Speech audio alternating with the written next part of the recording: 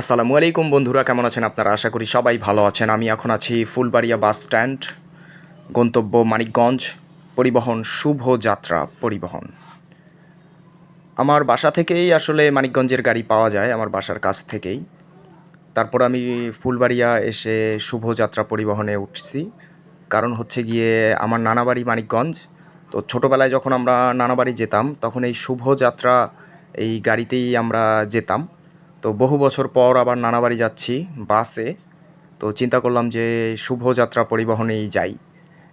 ছোটোবেলায় গিয়েছি, আর শুভযাত্রায় আর ওঠা হয়নি।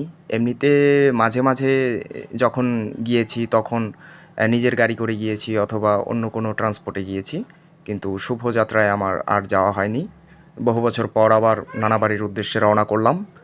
তো বন্ধুরা, আমি অলরেডি গাড়িতে উঠে গেছি, গাড়ি ছেড়ে দিয়েছে। গাড়িটি ঢাকা হয়ে গাবতলী হয়ে সাভার দিয়ে মানিকগঞ্জ পৌঁছাবে আরিচা মহাসড়ক হয়ে। তো এখন আমি রানিংয়ে আছি। এই যে সাভার স্মৃতিসৌধ, জাতীয় স্মৃতিসৌধ দেখতে পাচ্ছেন আমাদের। নবীনগর পার হয়ে গেছি অলরেডি। নবীনগর থেকে আরও ঘন্টা দেড়েক সময় লাগবে আমার, কারণ এই যেই গাড়িটিতে আমি উঠেছি সেই গাড়িটি বেশি একটা সুবিধার না। গাড়িটি খুব আস্তে চলছিল, এখন একটু স্পিড বাড়ছে দেখা যায়। এতক্ষণ জায়গায় জায়গায় ব্রেক করছে। তো গাড়িটা আগের থেকে সার্ভিস এদের খারাপ হয়ে গেছে শুভযাত্রা পরিবহনের। তো আমার গন্তব্য মানিকগঞ্জ নানাবাড়ি।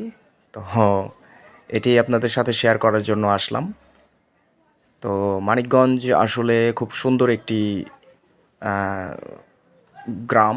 ওখানে গ্রাম আছে অনেকগুলা। মানিকগঞ্জ সুন্দর একটি শহর। তো মানিকগঞ্জ শহরে নেমে আমার নানাবাড়ি বেশি একটা দূর না। মানিকগঞ্জ শহর থেকে প্রায় 20 মিনিট সময় লাগবে। মানিকগঞ্জ বাস স্ট্যান্ড থেকে নেমে 20 মিনিটের মধ্যে আমি পৌঁছে যাব নানাবাড়ি রিকশায় করে।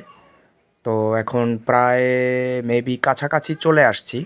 মানিকগঞ্জ শহরে আমাকে নামিয়ে দেওয়া হবে, তারপর এখান থেকে